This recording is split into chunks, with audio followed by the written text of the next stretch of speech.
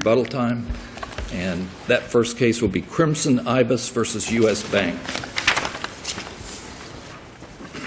May it please the Court, Patricia Silver, here on behalf of Crimson Ibis. I'm here with my co-counsel below, David Gersten, and Mr. Anniser, an associate in my firm. We are here this morning. Did you want to keep a couple of minutes for rebuttal? 3 minutes, please. Okay. I was so distracted by the introductions. We're here this morning because Crimson Ibis, who purchased property at a foreclosure sale, did everything right, but lost the property through no fault of its own. The Third District, a very learned panel of the Third District, has You better all three have been on there. It's all brethren of Okay. this court, has stated neither the ground of fairness nor the ground of benevolence and compassion constitutes a lawful, cognizable basis for granting relief to one side to the detriment of the other, and no judicial action can rest on such a foundation. No writs of Rachmanis. Is that the case? Yes. And why is that apropos here? Below the court, the trial court was faced with a difficult decision.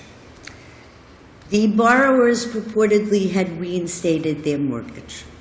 The bank did not cancel. Well, not purportedly. There's no dispute about that, is there? No, Okay. no. We're not raising that as an issue at all. No. And did it before the sale, They did it before the sale. and then began the comedy of errors, as the Correct. trial court put it. Correct.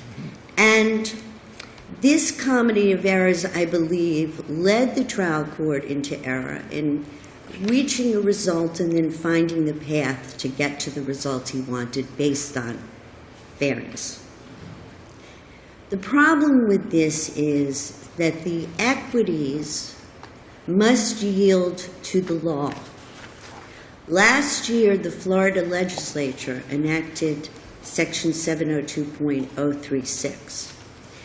This statute cut off, in effect, the rights of a person to invoke the equitable powers of the court once a certificate of title is issued and title has passed.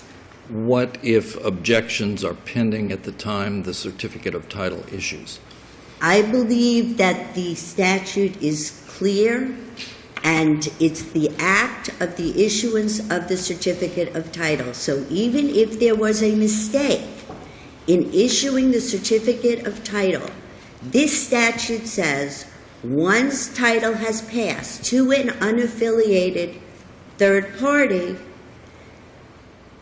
a person who has been deprived of his home has a remedy and an action for damages. And the reason That would not be true if lawful, duly filed objections were filed and the certificate of title was issued by mistake, would it? I think it would, respectfully, because the legislature has determined there is a greater social justice that is necessary for the people of this state, and that is to preserve the sanctity of title at foreclosure sales, to preserve the price and value of real estate, to get rid of the uncertainty that a person may have in purchasing title. For example, let's say that the purchaser at a foreclosure sale was a young family, and they had 2 children, a third one on the way. Well, why don't you stick a little closer to the record and assume that the buyer was a person with knowledge that the homeowner had attempted or had redeemed his mortgage? The homeowner, the buyer did not have knowledge, because the only thing in the record is one of the appellates, Mr. M, I will call him because I can't pronounce his name, had indicated he had spoken to the principal of my client at some point, maybe in October, he wasn't sure when, and said that he wasn't selling his house. But prior to the issuance of the certificate of title, your client had notice of a dispute regarding the issuance of, or whether the certificate of title should be issued. The record is not clear exactly when that statement occurred, but in any event, what difference does it make? Because a person can go and say, oh no, my house isn't for sale, I bought it back. Whether that's the truth or not doesn't matter. Isn't my client entitled to rely on the public records and the proceedings as opposed to somebody who may have an ulterior motive in saying something because they were trying to have my client purchase other property of theirs? That's rhetorical, maybe? No. There's evidence in the record that there was a conversation that they said they'll give them the house if Crimson Ibis purchased the property, other property that they own down in South Dade. So in any event,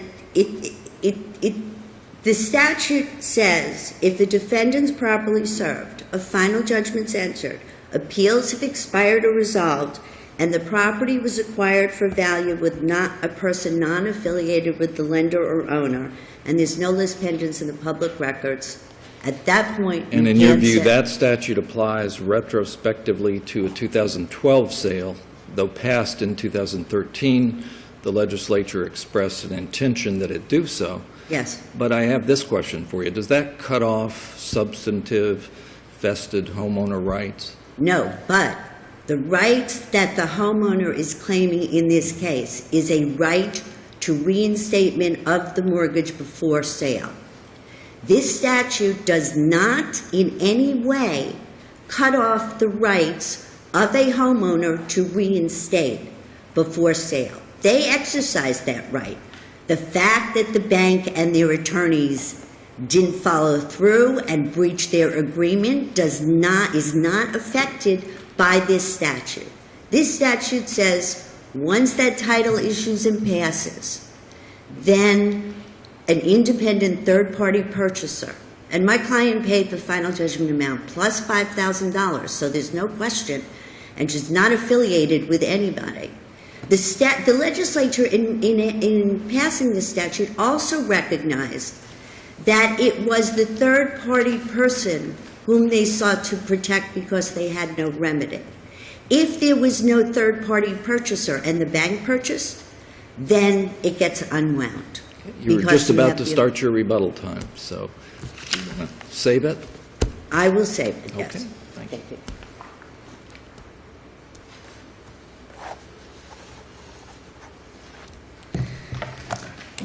Good morning. May it please the Court, Naomi Berry and Jeff Cohen of Carlton Fields Jordan Burt on behalf of the Appellee U.S. Bank. We're sharing our time with Mr. Wasson today on behalf of the co-appellee, so I ask that you keep me to 5 minutes. I can do that.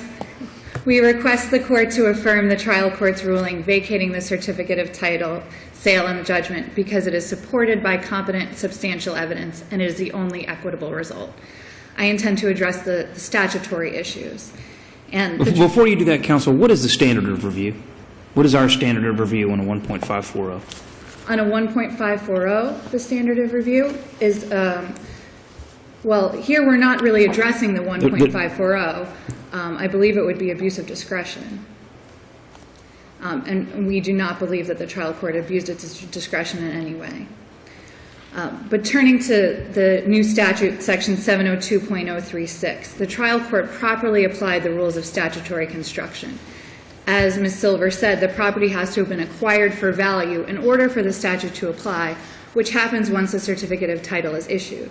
So if an objection to the sale is timely docketed, pursuant to section 45.031, the clerk will not issue certificate of title until the objection is resolved. But I think her argument is that even if there's a mistake in that on the part of the clerk, if that certificate of title issues, then that's it, because the policy is to encourage lots of buyers to bid and to not have a lot of post-sale shenanigans, but to get a clear title and be done. So what's your answer to that?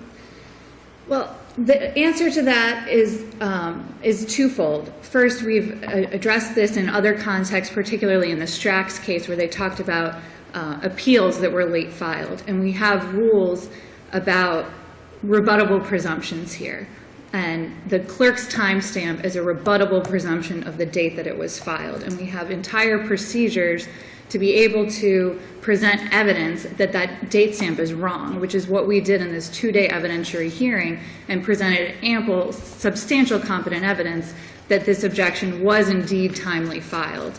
And the court talked in Strax about how, you know, a rigid rule... Well, let me ask you about that. Okay. Something was timely filed according to the evidence and the findings of the trial judge after an extensive evidentiary record. So something was filed. It's a motion to vacate. It doesn't say anything about any particular objection to the sale, does it? Well, the title of the motion includes the phrase to stop the clerk from issuing certificate of title. It's very clear from the long title of the motion what plaintiff intended to be done. So in substance, it's an objection. Exactly. And the other response to Ms. Silver's argument that even if the objection wasn't docketed, the statute should still apply, is the equitable argument under Arsali and the general doctrine of equity, that these are borrowers here who exercise their right to reinstate through no fault of their own, through a mistake. The objection was not docketed. It was timely realized that it wasn't docketed. They filed a new objection days later. Is Arsali still good law following the passage of the statute in 2013? Yes, Arsali is still good law. I'll proceed to talk about how 702.036 applies. But here, as we touched on earlier, the retrospective application of 702.036 affects vested rights. And it would be unconstitutional to apply it retroactively in this case, where the borrowers reinstated their loan long before the statute was even enacted and long before the sale. Was that argued in the trial court? Yes, it was argued in the trial court at the second day of the evidentiary hearing. Crimson Ibis would attempt to characterize the borrower's right as an expectation of having the remedy to set aside the sale. But in fact, they had a vested contractual right to reinstate their mortgage loan, which they exercised, and they had vested property rights in their homestead. They exercised these rights understanding that such reinstatement would entitle them to vacate the foreclosure judgment and dismiss the entire case. Sounds like they have a good claim against their lawyer at the time, but your time is up if you want to split time. Thank you. Your Honors, Roy Wasson, representing the homeowners. Counsel, why isn't your client's claim against the bank for breach of contract rather than to divest Ibis Bay of ownership of the property? We have one of those claims pending, too, against the bank right now, that the bank's breach of contract caused damage to my clients, and whether we affirm this affirm the vacation of the sale or not, we have a breach of contract claim, I agree, but this case determines the measure of damages. If we lose the house, the measure of damages will be a lot greater. And while Ms. Silver did not spend any time on the main argument of her brief, and that is that the evidence was insufficient to support the finding that the objection and motion was timely filed, I'm just going to devote a second or two to that, because aside from, she argued Mr. Bowen's testimony was all rank hearsay, but aside from his testimony, there was plenty of evidence that the motion was timely filed. And that is, there was no objection to the testimony that April Janowski of the Albertelli firm sent an email to my client Joanne Seid to say, "Good morning, we have filed a motion to vacate the sale, certificate of sale, vacate final summary judgment, dismiss the cause of action, etc." This was sent to the court on October 30, 2012. No objection to that whatsoever. That, combined with the evidence that Mr. Morganje had gone to the court, showed Judge Langer's courtroom clerk a copy of the motion, and she testified, yes, I remembered seeing before what he showed me. That's sufficient evidence. There was no objection to the tracking number testimony of the envelope that went from The deputy clerk's testimony. and the deputy clerk's testimony that she received that package that contained the motion, and I call it an objection while it was entitled. Well, her testimony wasn't that it contained the motion. Her testimony was that she didn't remember what was in the package, right? She didn't remember what was in the package, But there was testimony that she received the packet right? And there was testimony that what was in the package was the from motion. someone else, Yes. not from the clerk. I'm sorry? From someone else, not from the clerk. Right, from someone else. Yeah. There was the testimony from Mr. Bowen that was what was in the package. Then there was the email from his legal assistant that told my client that the package had been sent and it contained the motion. And the motion certainly should be considered an objection. You know, we don't go by just titles of motions being dispositive. It was obviously objecting to the sale here. The statute cannot apply retroactively for a couple of reasons. First of all, as the judge said, Judge Arzola ruled, it would make no sense to have this statute, aside from not applying retroactively, it would make no sense to have this statute just basically trump 45.031 that establishes this procedure for a timely objection. If a timely objection was not sufficient, and go back to Judge Salter's question, and if the clerk erroneously issued the certificate of title, notwithstanding the timely objection, that would invalidate 45.031. And as Judge Arzola correctly noted, when you have a specific statute that provides a specific procedure, and then you have a general statute like this new one, the general one cannot trump and invalidate the specific one. It would make no sense for the legislature to do that. It would be a violation of due process for it to apply retroactively. It would be a violation of the separation of powers for the legislature to trump Rule 1.540, and I do believe that 1.540 is sufficient to vacate not just the foreclosure judgment, but the sale, and the cases we've cited for that proposition in our But brief. you would agree that that cuts way against the sanctity of title after one of these sales. I mean, if 1.540 applies to a sale for a year afterwards, that's a problem, isn't it? Somebody can move in and vacate a sale for a year after they've bought the place, made improvements, and Not so on? anymore, not anymore, now that we have the new statute. But if it's, Oh, so you like the new statute going forward? no, I don't. I see. I got it. But that's the Powers case out of the 5th District, and the Moran Aline case from 1929 from the Florida Supreme Court that permitted the 1.54 motion to set aside the sale. All right. Thank you. The court should affirm in all respects. Thank you. Rebuttal? Thank you. This court again, in IndyMac, indicated... IndyMac? Yes. IndyMac Federal Bank versus Hagan, 104 Southern 3rd, 1232, specifically indicated that it is necessary to look at the substance of the motion to determine whether or not it constitutes a proper objection. The substance of what has been characterized as, quote, an objection is the complaint was filed with the lis pendens, the original note and mortgage were forwarded to the court entered a final summary judgment, and a third purchaser purchased the property at foreclosure sale. That, on its face, is not an objection. Mr. Bowen, who was the attorney, testified this motion was a Rule 1. Well, he said 440, but it's 540 motion, not an objection to the sale. So this cannot be deemed an objection. At this point, the bank really blew it. They did not do what they were supposed to do. The borrowers, similarly, didn't do what they were supposed to do. They could have paid their mortgage.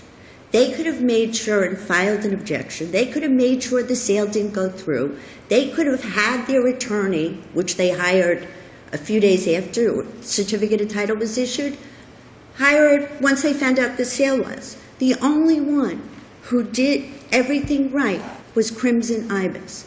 And the law is the law. If the court deems this piece of paper with these 4 allegations to constitute an objection, the courts will be inundated with people delaying foreclosure sales, asserting a truncated docket. Floodgates open wide. We have enough foreclosures down below. We don't need more. But that's what this is. This is, in fact, if we accept their position, what this does is extend the uncertainty that the legislature says we want to provide a remedy and protect the purchaser at foreclosure sale. And for those reasons, we request that the court reverse and reinstate the certificate Thank you. of title. Thank all of you.